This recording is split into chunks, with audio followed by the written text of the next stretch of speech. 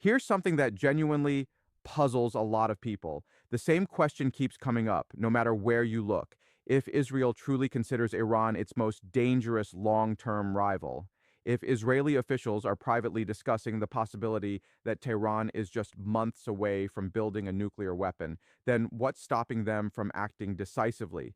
Why no full-scale invasion? Why no soldiers on the ground? Why, despite having one of the most powerful and well-equipped militaries on the planet, has every operation remained aerial and remote? And honestly, the question makes sense on the surface. If you're staring down an existential threat, if you have the military muscle to act, and if the timeline feels like it's running out, why hold back?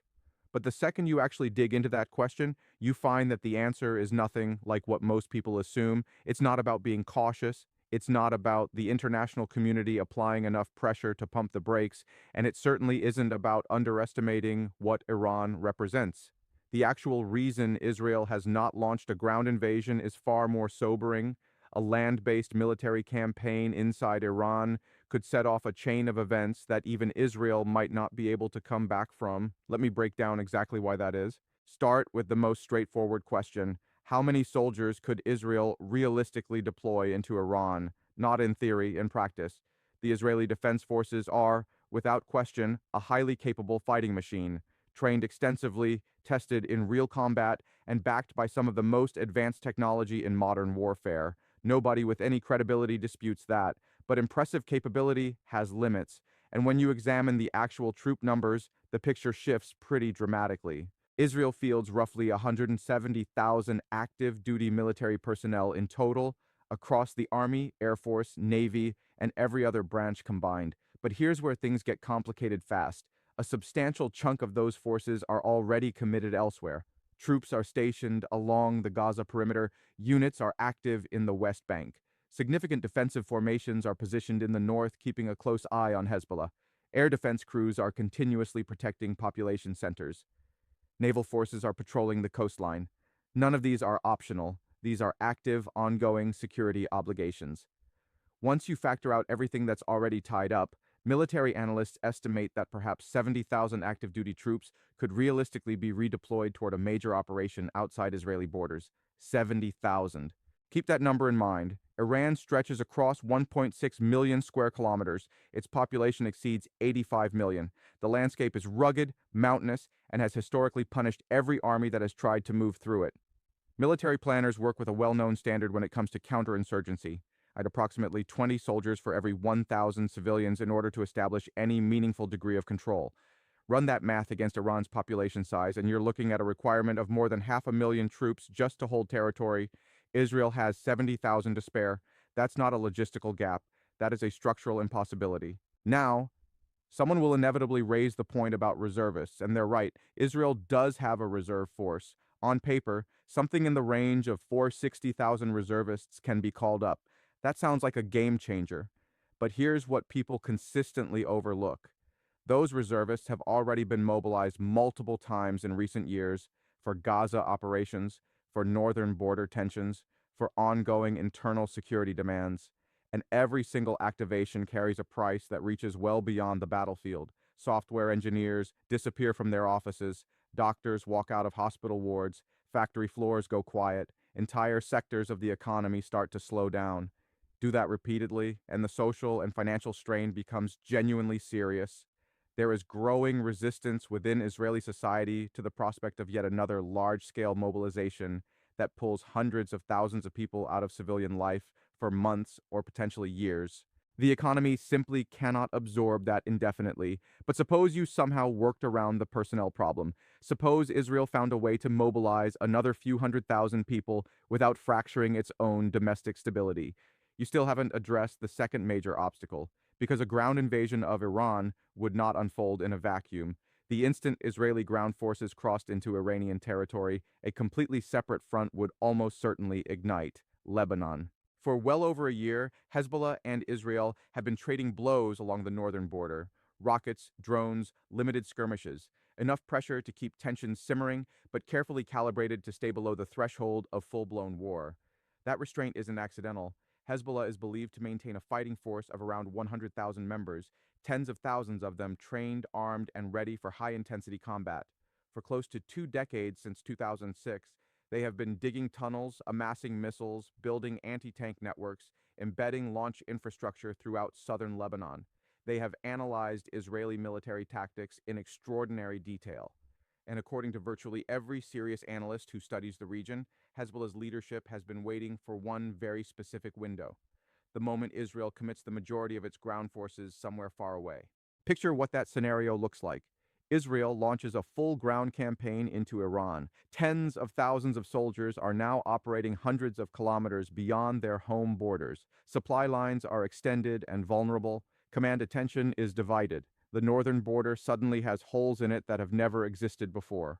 That is the opening Hezbollah has been preparing for, a coordinated ground offensive pushing into northern Israel. Israeli security doctrine rests on a single foundational premise: combat takes place beyond Israeli borders. Israeli civilians do not encounter enemy fighters inside their own communities. This is not merely a military preference. It is a deep, foundational agreement between the government and the people it governs. If Hezbollah fighters were to seize even one Israeli town and hold it for any real period of time, the ripple effects across Israeli society would be staggering, not just militarily, but politically, psychologically, and in terms of national identity. So now you're looking at a two-front war that Israel's available forces would struggle to sustain.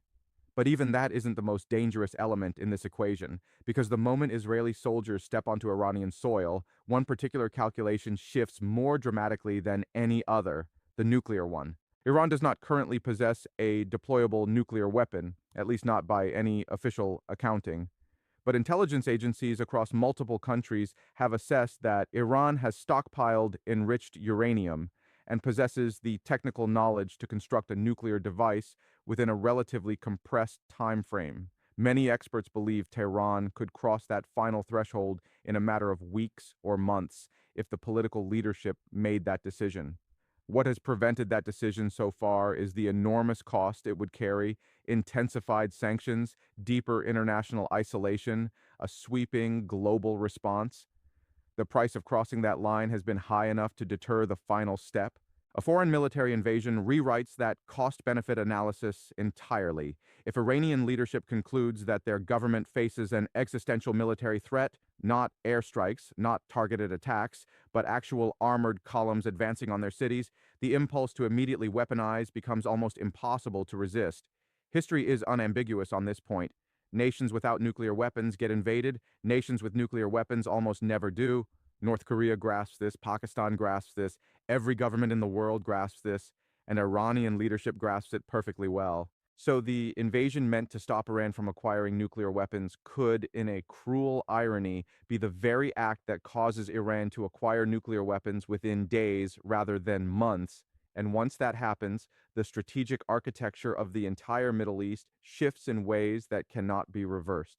Israel has maintained a quiet, unofficial nuclear deterrent for decades, the unspoken understanding that if Israel faces annihilation, it retains the capacity to respond with overwhelming destructive force. That deterrent derives its power specifically from the fact that Israel's adversaries cannot respond in kind. The moment Iran develops a credible nuclear capability, that changes everything. Nuclear deterrence is symmetrical by nature. When both sides can threaten each other's cities with catastrophic destruction, any all-out war becomes a gamble with mutual annihilation on the table. And here is where geography becomes relevant in a very cold and uncomfortable way. Israel is a small country, roughly 9 million people concentrated in a limited number of urban centers: Tel Aviv, Jerusalem, Haifa. These are not distributed across a sprawling territorial expanse. Iran is the opposite: 85 million people spread across enormous geographic depth, dozens of cities, vast open territory. In a hypothetical nuclear exchange, both sides would suffer catastrophic damage. But the long-term survival trajectories look radically different. Israeli strategic planners understand this arithmetic, they live with it, and it makes the idea of provoking Iran's nuclear breakout through a ground campaign one of the most perilous gambles anyone in the region could take. Then add the question of American support on top of everything else. For decades, Washington's backing has been central to Israeli military effectiveness: intelligence sharing, cutting-edge weapons systems, logistical coordination, diplomatic protection. But a ground invasion of Iran would place Washington in an extraordinarily uncomfortable position. The United States poured 2 decades and trillions of dollars into Iraq and Afghanistan. There is virtually no appetite among the American public for another prolonged land war in the Middle East. Military planners in Washington, many of whom lived through those campaigns, know better than most how brutally difficult it is to occupy a large, hostile, nationally unified country. Most private assessments conclude that Iran would present a harder challenge than either Iraq or Afghanistan ever did. Without robust American logistical backing, Israel cannot sustain extended ground operations hundreds of kilometers from its borders. Fuel, ammunition, equipment, all of it requires movement through airspace belonging to other nations: Jordan, Iraq, Saudi Arabia, Turkey. Those governments might tolerate targeted airstrikes. Actively supporting a full ground invasion is an entirely different political calculation, and most of them would face massive domestic pressure to say no. So when you bring all of this together, here is the picture that emerges. A ground invasion demands manpower that Israel does not have at the required scale. It risks triggering the northern front with Hezbollah at the worst conceivable moment. It could speed up rather than prevent Iranian nuclear development. It faces severe logistical constraints without dependable international support, and it carries the potential to destabilize the broader region in ways neither side can predict or control.